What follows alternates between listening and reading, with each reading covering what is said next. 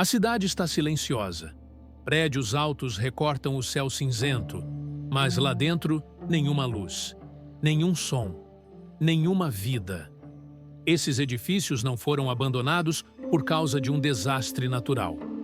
Eles nunca chegaram a ser habitados. Em toda a China, mais de 70 milhões de apartamentos estão vazios. Alguns analistas afirmam que esse número pode ser ainda maior. Para colocar em perspectiva, seria o suficiente para abrigar a população inteira do Reino Unido, da Alemanha, e ainda sobrariam imóveis. Esses prédios foram construídos em série, como parte de uma das maiores apostas econômicas da história moderna. Por décadas, a China cresceu em ritmo acelerado, impulsionada por obras monumentais, investimentos públicos, crédito fácil e, principalmente, um modelo baseado na valorização constante do mercado imobiliário. Comprar um imóvel na China era mais do que um investimento. Era uma tradição, uma expectativa familiar, uma forma de garantir status, segurança e futuro. O resultado foi um ciclo frenético. Construtoras se expandiram rapidamente. Famílias compravam imóveis na planta, mesmo antes do início das obras. O crédito era abundante, os preços subiam, e quanto mais subiam, mais pessoas investiam. Mas essa roda girava rápido demais. E agora, ela começou a travar. Em 2021, o mundo se surpreendeu com as manchetes sobre a crise da Evergrande, uma das maiores incorporadoras da China, com centenas de projetos espalhados pelo país, deixou de pagar suas dívidas. A dívida total da empresa ultrapassava os 300 bilhões de dólares. Mas aquilo foi apenas o primeiro sinal. Outras gigantes do setor começaram a seguir o mesmo caminho. Country Garden, uma das maiores do país, anunciou prejuízos bilionários e dificuldades para concluir obras. Empreendimentos pararam de repente. Apartamentos vendidos com antecedência nunca foram entregues. Com isso, começou uma onda inédita. Milhões de chineses entraram em greve de hipotecas. Simplesmente, deixaram de pagar os financiamentos de imóveis que nunca receberam. Foi um protesto silencioso, mas poderoso. Um sinal claro de que a confiança no sistema estava ruindo. A crise não afeta apenas os compradores. Ela ameaça toda a estrutura da economia chinesa. Durante anos, os governos locais se financiaram vendendo terrenos para construtoras. Essas vendas eram uma das principais fontes de receita dos municípios. Com o colapso do setor, esse dinheiro desapareceu. E com ele, desapareceu também a capacidade dos governos de manter obras públicas, pagar funcionários, equilibrar suas contas. É uma cadeia que vai se quebrando elo por elo. Construtoras em colapso, obras paradas, financiamentos não pagos, cidades sem receita, bancos sob pressão. O governo chinês tenta agir. Impôs regras para limitar o endividamento das incorporadoras, injetou liquidez no sistema e criou fundos de resgate para tentar finalizar obras inacabadas. Mas essas ações têm chegado tarde, e cada nova medida revela que o buraco é mais profundo do que parecia. A crise imobiliária na China não é apenas um problema do setor de construção. É um reflexo do esgotamento de um modelo de crescimento. Um modelo que durante décadas deu certo, mas que agora se tornou insustentável. É impossível olhar para essa situação e não lembrar do que aconteceu em 2008, nos Estados Unidos. Naquela época, foi a bolha do subprime que estourou. Crédito fácil demais, especulação, confiança cega na valorização eterna dos imóveis. Na China, o cenário é diferente, mas o padrão é assustadoramente parecido. A diferença é que, desta vez, estamos falando da segunda maior economia do planeta. Uma desaceleração profunda do mercado imobiliário chinês pode afetar todo o mundo. As consequências vão além dos imóveis. Afetam exportações de minério, petróleo, aço, afetam cadeias de produção, afetam mercados financeiros, Afetam, inclusive, países emergentes como o Brasil. O que estamos vendo na China é o estouro de uma bolha que muitos acreditavam ser indestrutível. E ainda que o governo tente controlar a narrativa, os números falam por si. Bilhões de dólares evaporaram. Milhões de pessoas perderam tudo. E o futuro ainda é incerto. Não se trata apenas de prédios abandonados. Estamos falando de uma geração inteira lidando com promessas quebradas, de um modelo econômico perdendo seu fôlego e de um gigante que talvez esteja mais vulnerável do que parece. A bolha imobiliária da China está estalando. E a pergunta que fica agora é simples. Quando ela estourar de verdade, quem vai sobreviver ao impacto? A história da bolha imobiliária chinesa começa muito antes da crise que vemos hoje. Começa nos anos 90, quando a China decidiu abrir suas portas para o capitalismo, à sua maneira. Naquele período, o país vivia uma transformação violenta. A urbanização avançava em ritmo acelerado. Milhões de pessoas deixavam o campo em direção às cidades. E o governo precisava dar uma resposta rápida. Precisava construir, crescer, entregar. Foi nesse contexto que surgiu um modelo de crescimento que parecia imbatível. O Estado vendia os direitos de uso da terra para empresas que construíam. Os governos locais, por sua vez, passaram a depender da venda desses terrenos como principal fonte de arrecadação. E quanto mais construíam, mais dinheiro entrava. O setor imobiliário virou a engrenagem central da máquina econômica chinesa. Para o Partido Comunista, essa engrenagem gerava crescimento, emprego e estabilidade. Para os cidadãos, era uma oportunidade de investir, enriquecer e ter segurança para o futuro. Mas havia um detalhe. Os imóveis não eram comprados para morar. Eram comprados para valorizar. Na cultura chinesa, possuir imóvel é símbolo de status. Mais de 70% da riqueza das famílias está concentrada em propriedades. Muitos compravam 2, 3, até 4 apartamentos, mesmo que ficassem vazios. Com isso, nasceu um ciclo perigoso. Construtoras vendiam imóveis ainda na planta. Recebiam o dinheiro antes mesmo de colocar o primeiro tijolo. Com esse dinheiro, compravam novos terrenos e iniciavam novos projetos. Era uma bola de neve financiada por confiança e crédito abundante. Durante 2 décadas, o sistema parecia perfeito. O PIB da China disparava. O setor da construção civil representava quase 30% da economia. Milhares de cidades foram erguidas em questão de poucos anos. Mas, em 2021, os primeiros sinais de que algo estava errado começaram a vazar para o mundo. A Evergrande, a maior incorporadora do país, simplesmente parou de pagar suas dívidas. Com mais de 200 mil funcionários e mais de 1.300 projetos em 280 cidades, a empresa era considerada grande demais para falir. Mas não era. A dívida da Evergrande ultrapassava os 300 bilhões de dólares. Quando a empresa entrou em default, os credores ficaram sem resposta. E milhões de chineses que já haviam pago por seus apartamentos ficaram sem casa e sem dinheiro. Naquele momento, o governo tentou conter o pânico. Ordenou que a imprensa domesticamente minimizasse os riscos. Mas a crise já havia escapado para fora da China. A Bloomberg estampou em setembro de 2021. Evergrande é o Lehman Brothers da China. O Wall Street Journal publicou: China encara seu maior teste econômico desde a abertura ao mundo. E o Financial Times cravou: o sonho imobiliário chinês se tornou um pesadelo. Juntas, essas empresas somam centenas de bilhões de dólares em dívidas não pagas. E mais do que isso, deixaram centenas de milhares de apartamentos inacabados pelo país. Em Zhengzhou, Chengdu, Wuhan e outras cidades, o que se vê são esqueletos de concreto. Imóveis pela metade. Tapumes, lama, ferragens expostas. Em julho de 2022, uma nova bomba explodiu.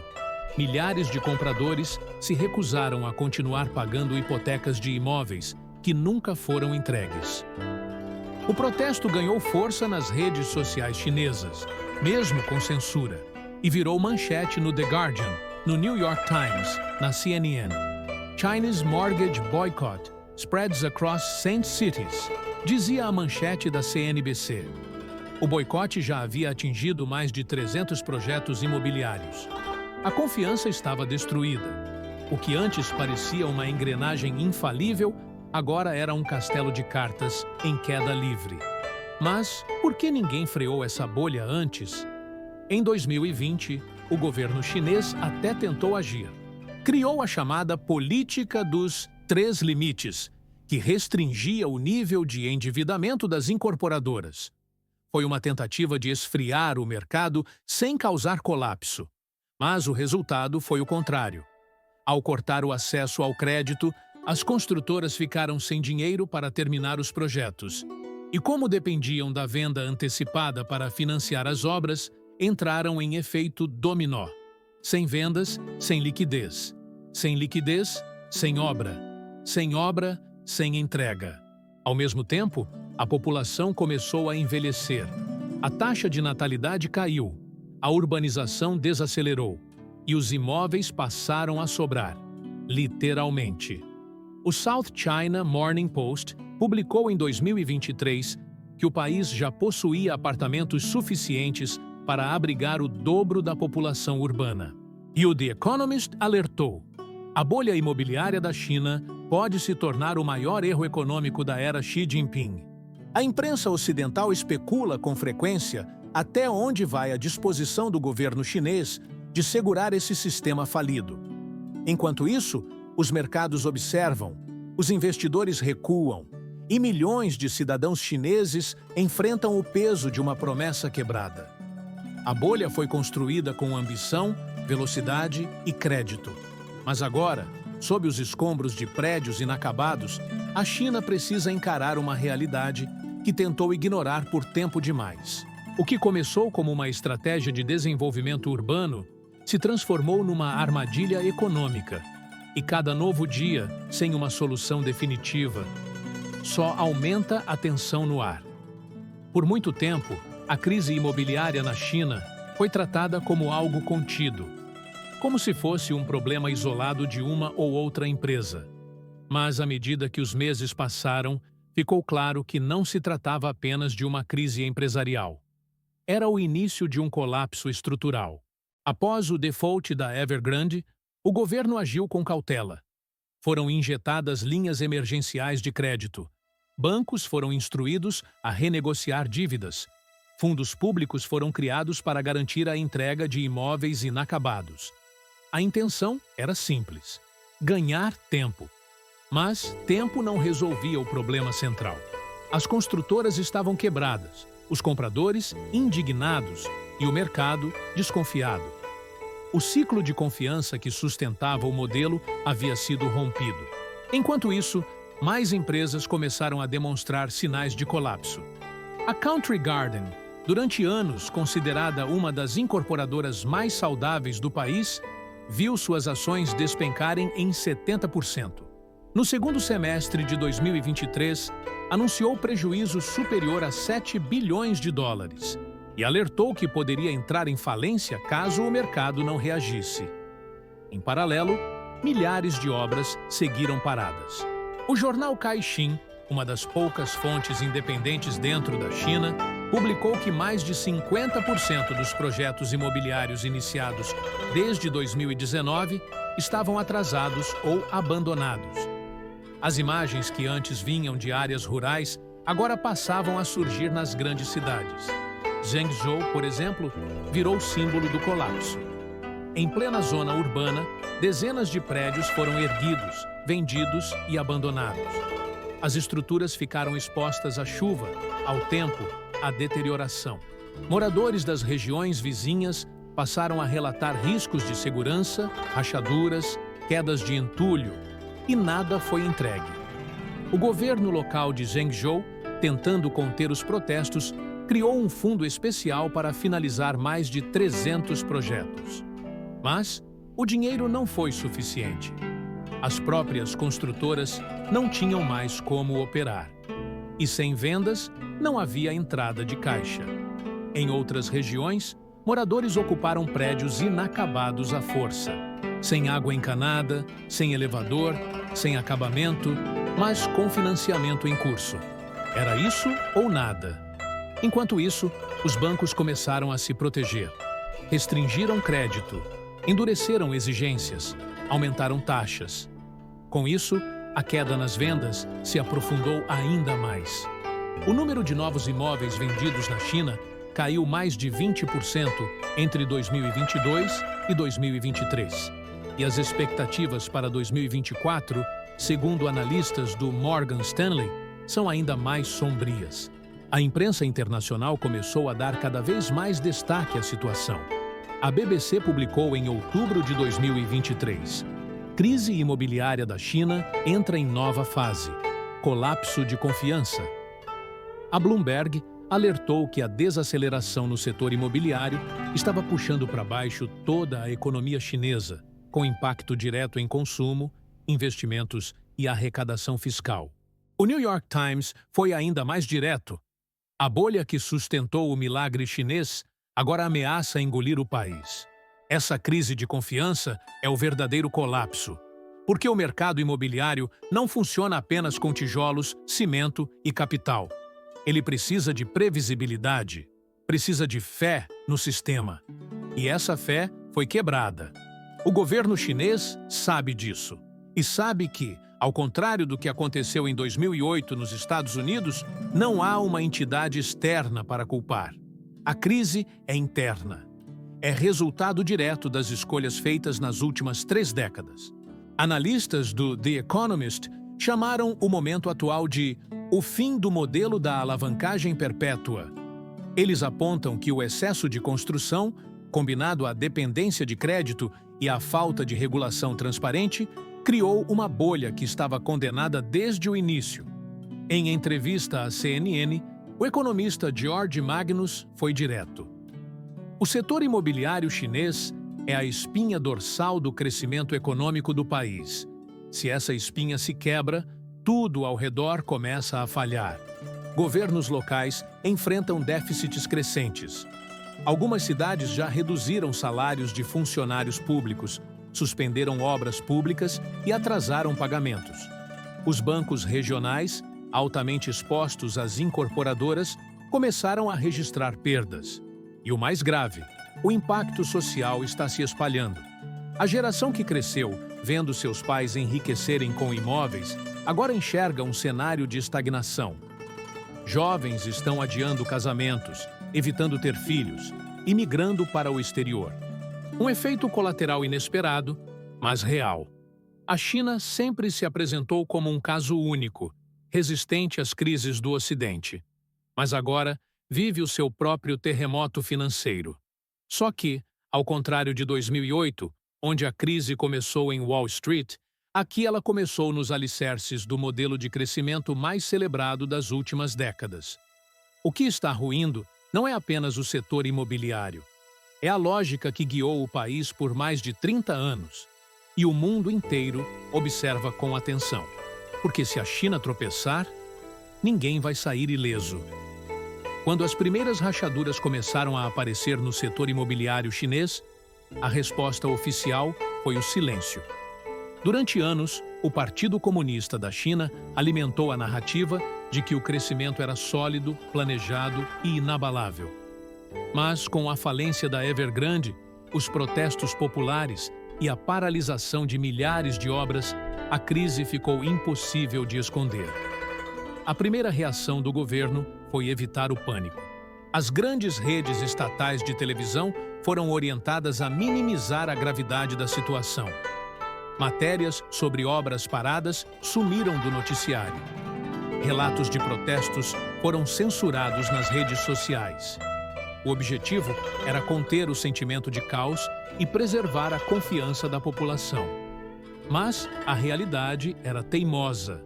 A cada novo relatório financeiro, ficava mais evidente que o problema não era pontual, era sistêmico. Em 2020, Como tentativa de reorganizar o setor, o governo implementou a política conhecida como Três Linhas Vermelhas, uma série de regras fiscais que limitavam o grau de endividamento das incorporadoras, obrigando-as a manter certos níveis de liquidez e patrimônio.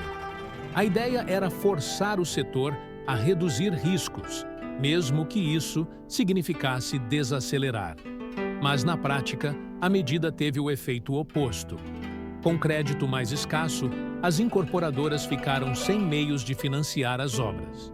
E como o modelo de negócios dependia de vendas antecipadas para manter o caixa em movimento, o corte de liquidez paralisou o setor. Com o colapso de empresas como a Evergrande e a Sunac, Pequim se viu diante de um dilema. Deveria intervir diretamente, resgatar as empresas e correr o risco de reforçar um comportamento irresponsável? Ou deveria deixá-las quebrar e assumir as consequências econômicas e sociais? A decisão foi uma mistura das duas coisas. Em 2022, o governo criou fundos estatais para ajudar a concluir projetos inacabados. Em várias províncias, bancos públicos foram pressionados a liberar crédito direcionado para salvar obras em risco. E para tentar impulsionar a demanda, foram anunciados cortes nas taxas de financiamento imobiliário. Famílias que comprassem o primeiro imóvel passaram a ter acesso a condições facilitadas. Além disso, a política monetária foi afrouxada. O Banco Central da China cortou sucessivamente a taxa de juros, buscando estimular o consumo e o investimento. A taxa básica de 5 anos, usada como referência para hipotecas, caiu para os menores níveis desde 2008. Mas os resultados foram limitados. A confiança do consumidor estava abalada. Por mais que os juros caíssem, os compradores não queriam correr o risco de pagar por apartamentos que talvez nunca fossem entregues. A lembrança de obras paradas e promessas não cumpridas ainda estava fresca demais. Em agosto de 2023, o Wall Street Journal publicou uma reportagem com o título "Estímulo não basta. Por que os chineses não estão mais comprando imóveis?" O texto explicava como a crise não era mais apenas econômica, mas também emocional. O medo havia entrado no coração do consumidor chinês. Enquanto isso, o setor bancário começou a dar sinais de alerta. Os bancos regionais, muitos dos quais estavam diretamente expostos ao setor imobiliário, começaram a reportar perdas relevantes. Alguns enfrentaram saques em massa. Em Henan, um dos bancos locais chegou a congelar contas, provocando manifestações nas ruas. O governo reprimiu os protestos, mas o sinal estava dado. A crise já havia ultrapassado o setor da construção civil. Internamente, Pequim também enfrenta uma batalha silenciosa. A estrutura de poder chinesa é baseada em equilíbrio entre governo central e administrações provinciais. E muitas dessas províncias estão com as contas no vermelho. Durante anos, essas administrações sobreviveram vendendo terrenos para construtoras. Sem novas vendas e sem arrecadação, elas agora enfrentam déficits crescentes. Algumas reduziram salários de servidores. Outras suspenderam obras públicas ou recorreram a empréstimos emergenciais. No segundo semestre de 2023, a agência Fitch publicou um relatório afirmando que mais de 60% das províncias chinesas estavam em situação fiscal frágil. A Moody's foi além, rebaixou a perspectiva de crédito da China de estável para negativa. A resposta de Pequim a esses dados foi discreta. Mas, em novembro, uma reunião de alto escalão deixou escapar um raro sinal de preocupação. Documentos internos do partido mencionavam desequilíbrios estruturais, risco sistêmico crescente e a necessidade de preservar a estabilidade social. A mensagem era clara. O governo sabe o tamanho do problema, mas ainda hesita em agir com força total. Parte disso se deve ao receio de estimular novas bolhas. Outra parte se deve à imagem internacional da China, que ainda busca se posicionar como alternativa estável frente ao Ocidente. Mas, enquanto o impasse persiste, os danos se acumulam. A confiança no setor imobiliário está destruída. Os compradores estão paralisados. As incorporadoras estão endividadas demais para se reerguer. E os governos locais estão quebrando. A China se encontra agora num ponto crítico. Qualquer decisão terá um custo. Resgatar o setor por completo exigiria centenas de bilhões de dólares e colocaria em risco a credibilidade da política fiscal. Deixar o mercado ruir sozinho pode gerar instabilidade social e uma crise bancária. A escolha não é entre salvar ou abandonar.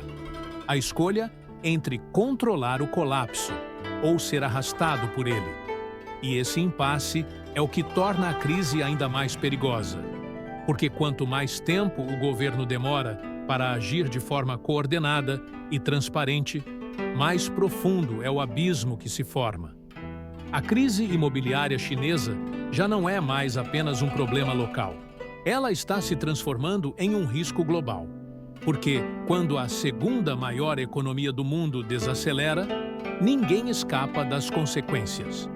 Por mais que a China ainda tente transmitir uma imagem de controle, o mercado internacional está atento. Os sinais de instabilidade estão se acumulando e os impactos já começam a ser sentidos em diversos setores da economia mundial. Para entender a gravidade da situação, é preciso lembrar que o setor imobiliário representa, direta e indiretamente, quase 1/3 do produto interno bruto da China. Ele movimenta desde a indústria do aço até o comércio de eletrodomésticos. Gera empregos, ativa cadeias de produção e sustenta a arrecadação de governos locais. É um pilar central.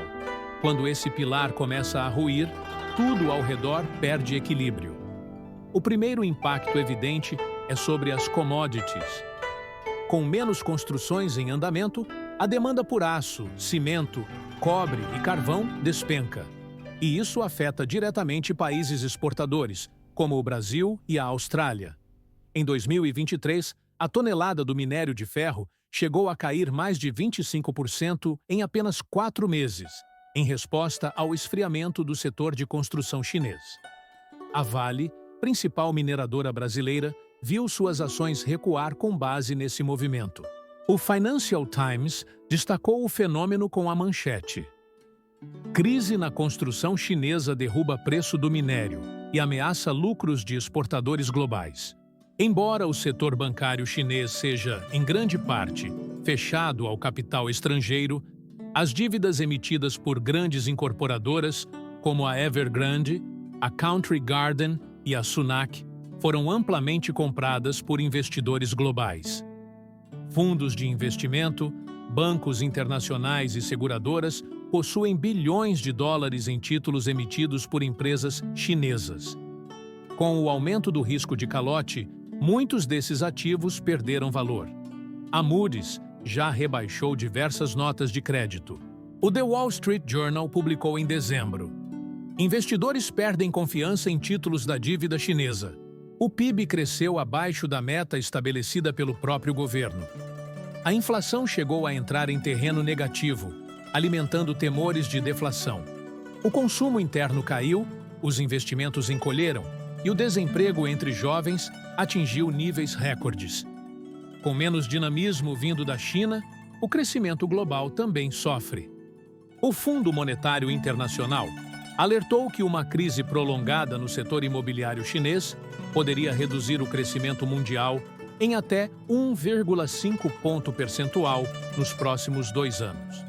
E o que mais assusta os mercados é a opacidade da resposta chinesa. Diferente de crises em economias abertas, como a de 2008 nos Estados Unidos, a China opera sob um sistema fechado, onde dados oficiais muitas vezes não refletem a gravidade real do problema.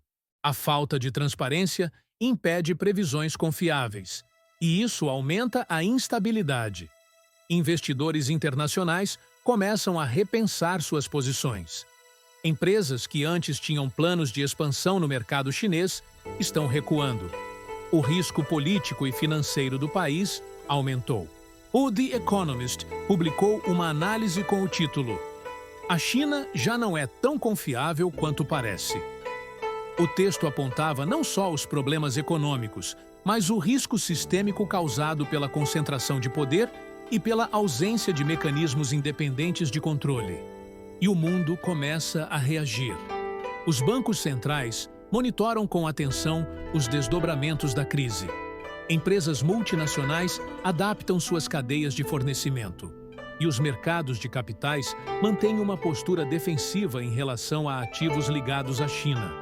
Mas talvez o maior risco de todos não seja econômico, e sim geopolítico. Com uma economia em desaceleração e o descontentamento social crescendo, aumenta a pressão interna sobre o governo chinês. Historicamente, regimes centralizados enfrentam momentos delicados quando o crescimento estagna. Para manter a coesão interna, podem buscar criar narrativas externas, distrair o público, redirecionar a atenção. Em outras palavras, uma China fragilizada economicamente pode se tornar mais agressiva politicamente. Especialistas internacionais já levantam essa hipótese. Uma possível escalada na questão de Taiwan, tensões com os Estados Unidos, rivalidades mais acirradas no Mar do Sul da China, tudo isso se torna mais provável num contexto de crise doméstica. Portanto, o que começou como uma bolha imobiliária virou uma crise econômica e agora caminha para se tornar um teste de estabilidade global. A crise chinesa expõe não apenas os limites de um modelo de crescimento baseado em construção, mas também o grau de interdependência da economia mundial. E deixa uma pergunta no ar. O colapso do mercado hipotecário americano desencadeou a maior crise financeira desde a Grande Depressão. Trilhões de dólares evaporaram. Bancos quebraram. Países inteiros entraram em recessão. E desde então, economistas e analistas vivem em busca de sinais que apontem para o próximo grande colapso. Hoje, os olhos se voltam para a China. A pergunta se repete com frequência. A crise imobiliária chinesa é o novo 2008? A resposta exige cautela, porque há semelhanças profundas, mas também diferenças fundamentais. Nos Estados Unidos, a crise começou com um excesso de crédito facilitado para financiamento imobiliário. Bancos ofereciam hipotecas para pessoas sem condições reais de pagamento. Esses empréstimos eram agrupados em pacotes e vendidos como títulos supostamente seguros. Quando os mutuários começaram a inadimplir, os bancos ficaram com ativos podres.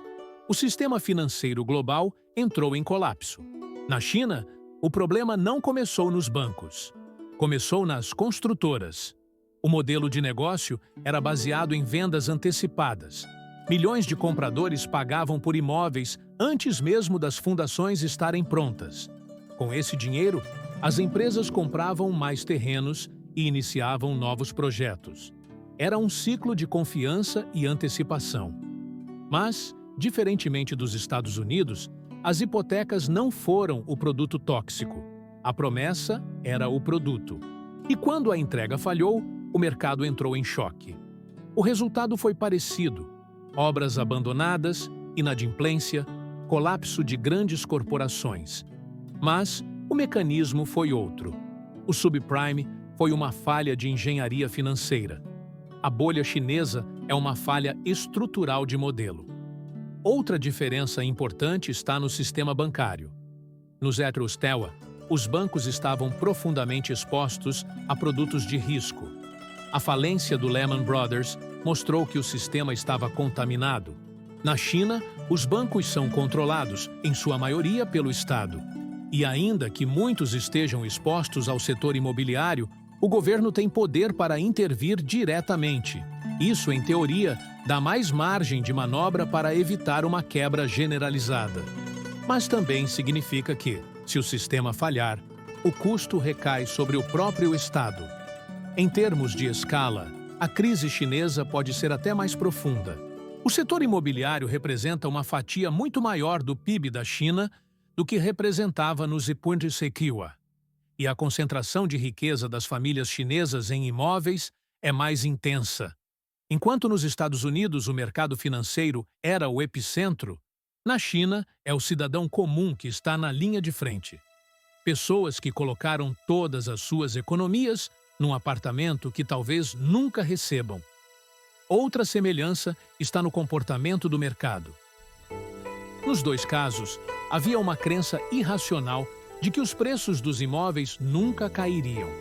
A lógica era a mesma: comprar agora, porque amanhã valerá mais. Era uma bolha alimentada por expectativas, não por fundamentos. E quando a percepção mudou, a queda foi rápida. O jornalista Martin Wolf, do Financial Times, escreveu recentemente: a bolha imobiliária da China é como o subprime, mas com menos derivativos e mais concreto. É uma metáfora precisa. Nos Estados Unidos, a crise foi invisível, escondida em contratos e cálculos de risco. Na China, ela é visível a olho nu: prédios inacabados, tapumes enferrujados, cidades inteiras vazias. E o impacto pode ser tão ou mais profundo. Em 2008, os Estados Unidos reagiram com velocidade. O governo socorreu bancos, criou o pacote TARP e o Federal Reserve despejou liquidez no sistema. Houve transparência, medidas claras e uma mobilização coordenada para restaurar a confiança. Na China, a resposta tem sido mais hesitante. O governo teme estimular ainda mais o risco moral e, ao mesmo tempo, reluta em admitir a gravidade da situação. A falta de informação clara é hoje um dos principais agravantes da crise. A Bloomberg publicou em 2023: a ausência de dados confiáveis agrava a desconfiança no mercado chinês. É o oposto do que aconteceu no Ocidente, onde a crise foi escancarada e tratada como emergência global. Mas há também uma semelhança perigosa: o risco de contágio. Em 2008, o colapso do subprime contaminou mercados do mundo inteiro. Na China, o contágio pode ocorrer por outros caminhos: pelo comércio, pelas cadeias de produção, pelas commodities, pelo sentimento global de risco. E, mais uma vez, o Brasil não está imune. Como grande exportador de minério de ferro, soja e petróleo, o Brasil depende do apetite chinês. Se a economia chinesa desacelera, os preços caem. A arrecadação recua. A atividade industrial perde força.